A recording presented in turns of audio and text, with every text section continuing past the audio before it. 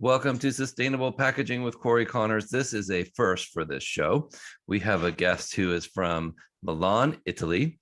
Her name is Lara Botta. She's the VP of Botta Packaging, Business Development and Innovation Manager. How are you? I am very well and very excited to be here, Cory. Good. Finally, I get to meet you. Ciao, ciao. Yes, right.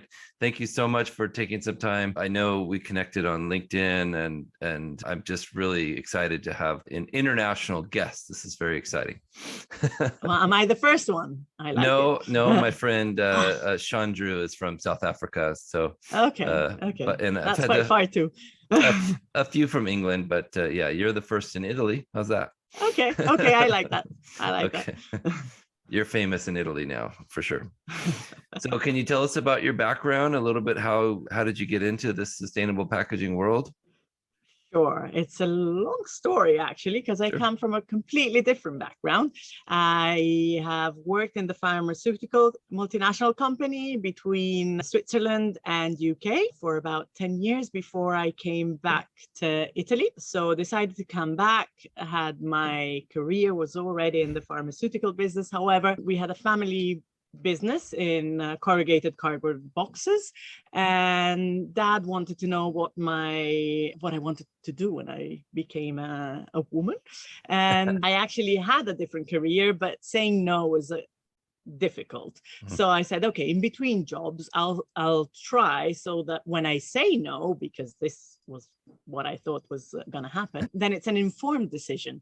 So here I come in 15-20 years ago into the family firm, and I get ecstatic about the perfume of paper, of printed paper. Yes. The fact of being in a small medium enterprise, whereas I was in a multinational before. So I never looked back since then. Well, obviously you're doing a great job. But I can tell you a little bit about how the company started off, which is a nice story, I think. I would love to hear that. My grandmother in 1947 who decided to leave her job, her stable job, and she had 4 kids, and to feed them all was a little bit complicated. So she decided to do more. And so she went in her cellar and started making boxes and going around Milan trying to sell them. And that's how it all started. So she's like a startupper of a different epoch, a different era. And I'd like to think that some of her DNA passed through. But yeah, a woman in 1947 after the war. Yeah, not bad. That's very impressive. Your grandma was an entrepreneur before that word was a thing. Amazing. Probably, yeah, just about. Wonderful. Yeah. But from there to getting into sustainable packaging. So what we used to do was just corrugated cardboard boxes and manufacturing. We started looking outside the box and thinking outside the box. So the idea was getting into innovation, trying to do things differently as they had always been done. And we knew the facts, so that we knew that customers were now ready to change brands if their packaging wasn't sustainable. We knew that this was a thing, but it still hadn't reached the big companies yet. So we read all this research and we knew there was something there. So we started thinking about the box was circular by nature. So we were already in a sustainable packaging realm. So we started looking inside the box. So fillers were usually plastic. Can we do something in paper? We looked outside the box. So tapes and document holders. How do we move the boxes? How are they optimized on pallets? And we created a pallet calculator to try and give us some improvements there because of empty space. We knew that empty space, by the way, was is still a $46 billion problem. So if somebody manages to avoid empty space in stock, in transport, then they really found something.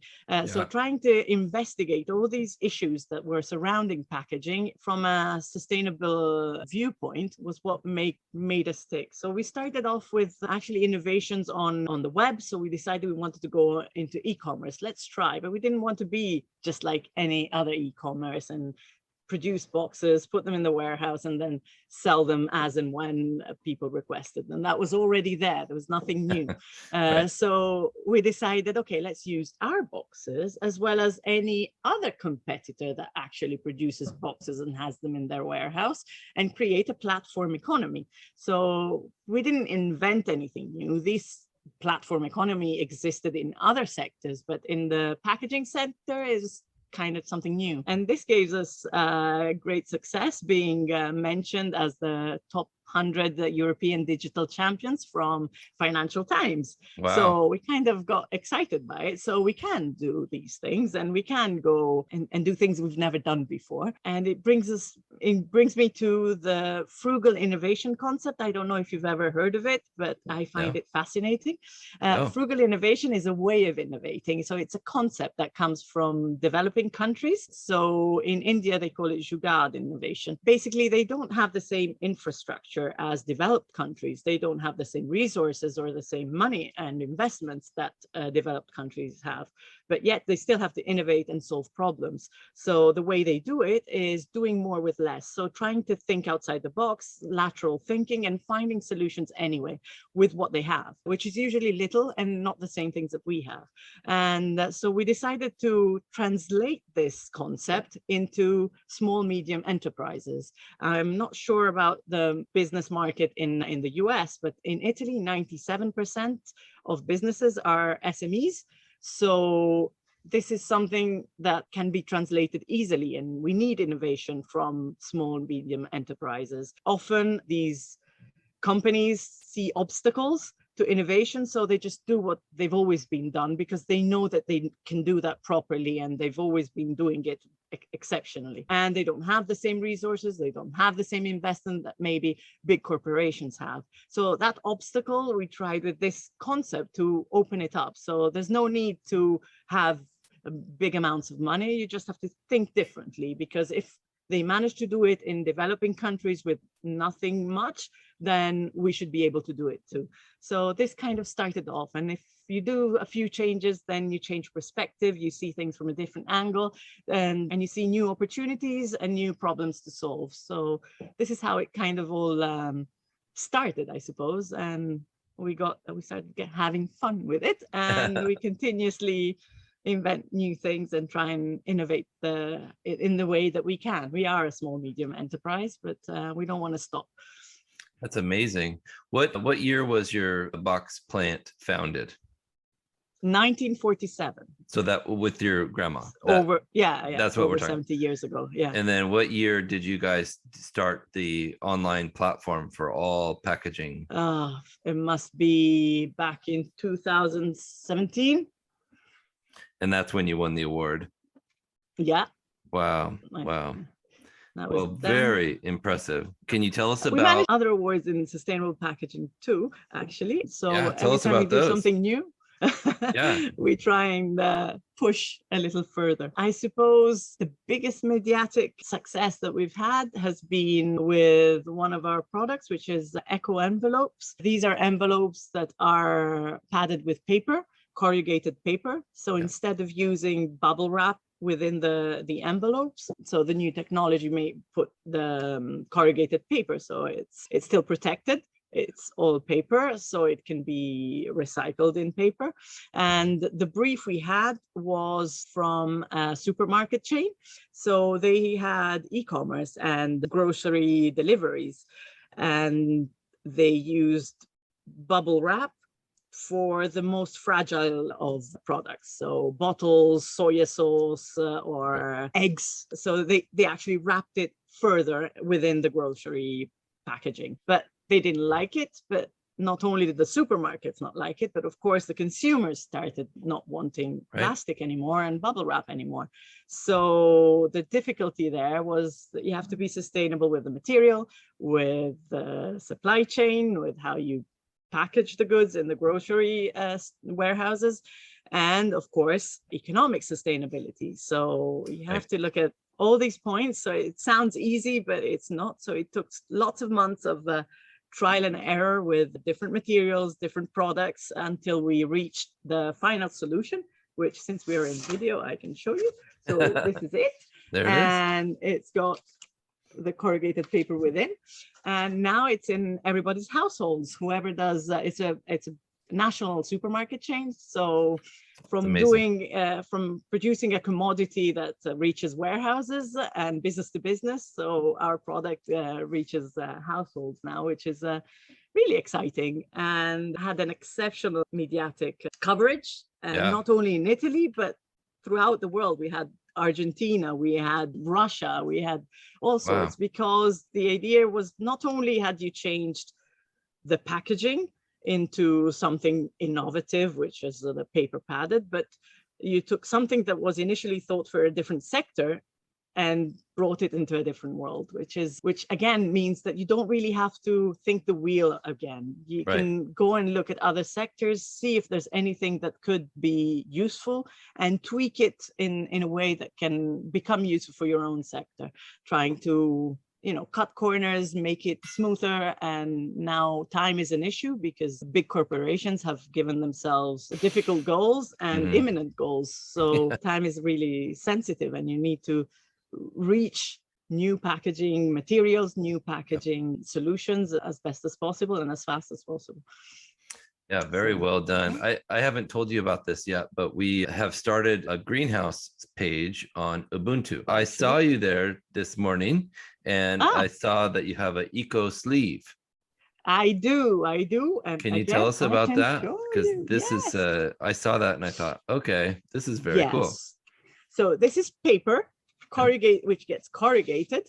And because it's of the way it's corrugated, it actually becomes elastic, which means that you can, it's a sleeve, so you can easily insert it in a bottle. It takes the shape of the bottle or flask, or so it goes in beauty or in wine or anything really that's fragile.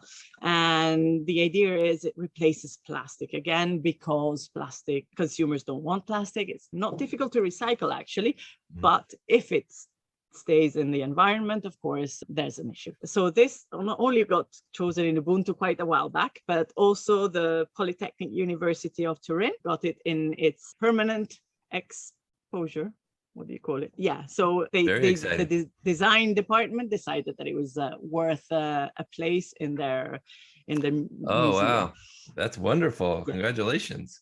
It is artwork. They are beautiful. That's something that people don't think about with packaging. And yeah, true. You don't have to, it doesn't need to be complicated. It can be simple, but as long as it does the job, and that this does the job and it actually looks good as well. So we developed even more from the eco sleeve into the same concept of having the corrugated paper within. In a sleeve though, and the addition of this compared to the elastic paper cover is the fact that you can actually print. So if you had a cool bottle that you'd want to print outside of it, then you could use the Eco Sleeve Plus, and it would also have a marketing impact, a communication impact on the shelves or wherever. If you go to duty frees and bottles need to be protected, then you can have your whole shelf printed with the bottle that's within it. So it's kind of original. Very nice. Well done.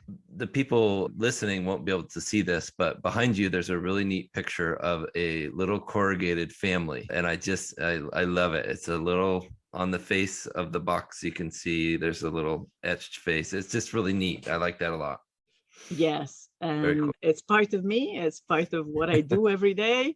And the family is us, I suppose, the whole company together working.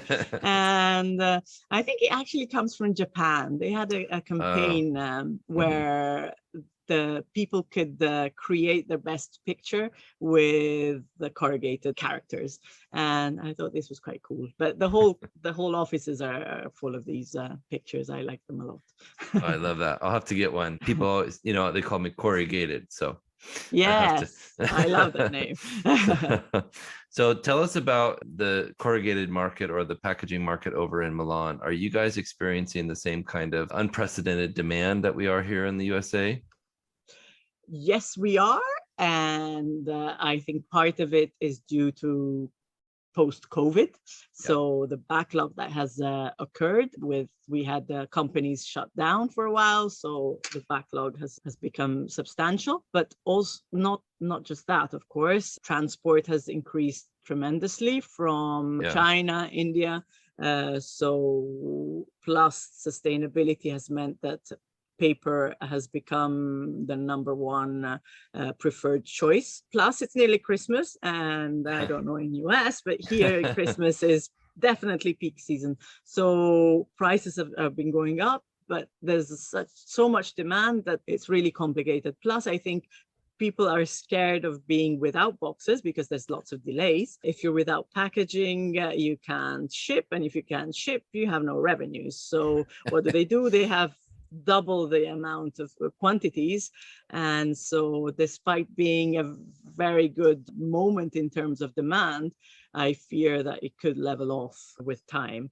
So once the warehouses are all full, then there may be a halt altogether, which means we need to be prepared that maybe this is not the standard that's going to be long term. So that's a very interesting way to think about it. I haven't thought about the fact that people are overbuying out of fear. So eventually there'll be a surplus of custom packaging that's unnecessary, probably. Or it will take longer to use. So at some point, the manufacturing in packaging business will see a decrease or even a halt. I'm not quite sure. There's both an increase in demand in a wide point of view. So paper is actually more demanded. E-commerce has increased a lot. So the need for single packaging has increased. But then again, the fact that there's so much increase in price, once it reaches retail, I'm not quite sure whether everybody will be willing or able to purchase at such a higher cost, because it's not only cardboard, it's everything that's increasing. So the retail price will have to shift too. That's very unfortunate, but very true. Costs are changing quickly. So do you see, have you guys increased your capabilities of production, or are you just kind of doing the most that you can at what you have? The most we can with what we have. And the problem is we don't get the paper we need. So if there's a shortage of paper, my machines need the paper. So maybe I need a full truck and it's expected for today, and only a half truck of paper arrives. What do you do?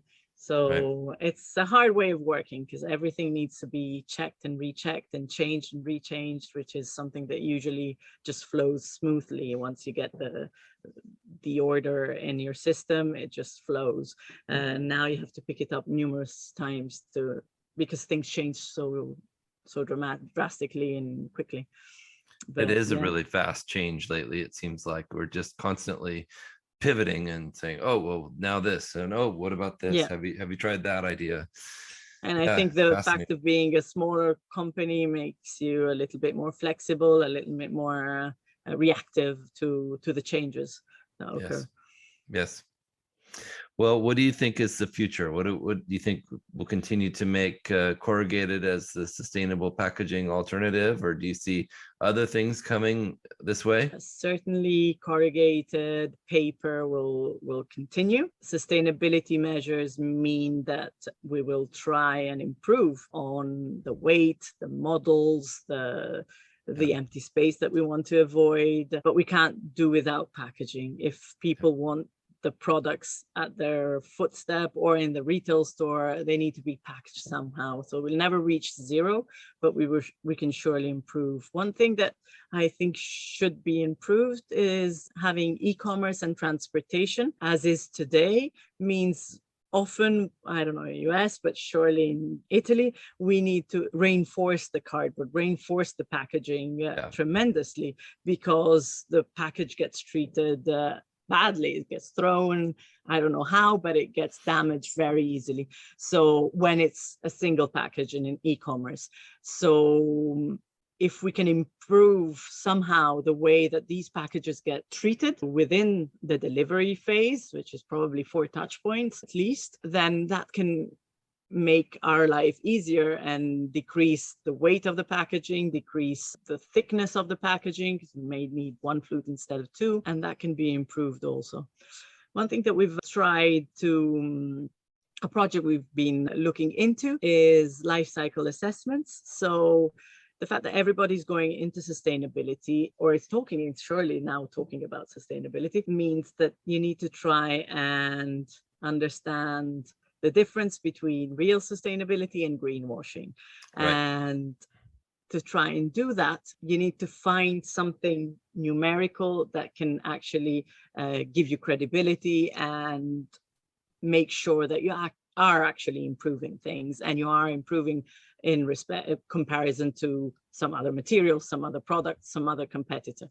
So we looked into life cycle assessment. Of course, it's very time consuming as well as expensive, very thorough. So definitely a good solution, but not available to all. So if you go back to frugal innovation and the fact that not every small medium enterprise has the actual resources to undertake LCA studies for every product they make, we thought, well, why not try and create something that can be useful for everyone to get into this sustainability path, because it is a path. It's not something that today I'm not sustainable, tomorrow I'm sustainable. It's something that you slowly get into it, and you need to be drawn into this path and slowly improve yourself. So what we created is this LCA calculator, which wants to be a simplified, very simplified LCA calculator, which takes into consideration averages and numerous assumptions, just to let people play about with the different materials and how they impact on the environment. So if however many kilos of paper you use in a packaging, it will give you a result in CO2 emissions. If you use a different material, it can give you something else. So it kind of gets you into the gist of things and talk sustainable before you actually maybe entail in a real study within your own company. So that's amazing. Something we decided to put online, and on your website. Is it? Yes, it is. It is. It's oh, that's amazing. Services. Is that no charge, or is that part of if no you're a charge, customer? No charge. So yeah, people can have it for free. And if they want something more, of course, this can be provided. We also propose carbon compensation as a service. So carbon compensation is something that many companies do. Usually companies who are not as sustainable is not the right word, not as green, not as, lots of energy or lots of CO2 emissions. So they try and improve themselves by doing this compensation, because they can't eliminate the carbon emissions they have. So what we decided, we already have a product that is sustainable because it's circular by nature. So amongst others, it's a sustainable product, I suppose. But whoever wants to, but there's unavoidable CO2 emissions, even with a sustainable product. So producing something actually has CO2 emissions. So if you want, even that last mile can be compensated through a third party, and that compensation is provided as a service. So if you want to, you can actually invest that money into a project that is a sustainability project, can be environmental, social sustainability, anything that is in line with your corporation's message, I suppose. So that's something else we decided to offer to our customers. And again, it's another way of letting people play with sustainability, understand sustainability, and get the gist of it, and decide how to invest and make sure that they do something good environmentally. You guys are really making big differences over there. Congratulations. Very good job. We try. Yeah. And the pallet calculator, again, is something that we decided to do. Again, it's simple, it's free on our website. And the idea is, if you can optimize your pallet load, it's gonna cost less in terms of stocking, and it's gonna cost less in terms of transportation, and ultimately less pollution. Because if you can fit more stuff in the same truck, then of course there's less transport that needs to be done. Again, another idea and there's a lot more sophisticated tools out there, and they can be very expensive. We decided to create the algorithm and give it for free, and if it can help anyone, why not? The ultimate goal is being sustainable, all of us, because the planet is one and there's no planet B. Yes. What is this program called? It's called Palette Calculator. You can Palette find Calculator. it in the website. Yeah. I will put a link to the website in the show notes so that everyone can find all these great tools that Lara has provided. Wow, just Cool. What a great show. You're amazing what you're doing. Thank you so much for your efforts in sustainable packaging. I hope more companies follow your lead. And well done. Thank you so much for your time. Thank you. And I like being with someone who is as excited as I am on sustainable packaging. Good. I'd like to thank our sponsor, Landsberg Aurora. We appreciate you so much. And to anyone listening, please take a minute to review the show, and we'll keep making more. Thank you so much, Lara. Thank you, Cory. Speak soon.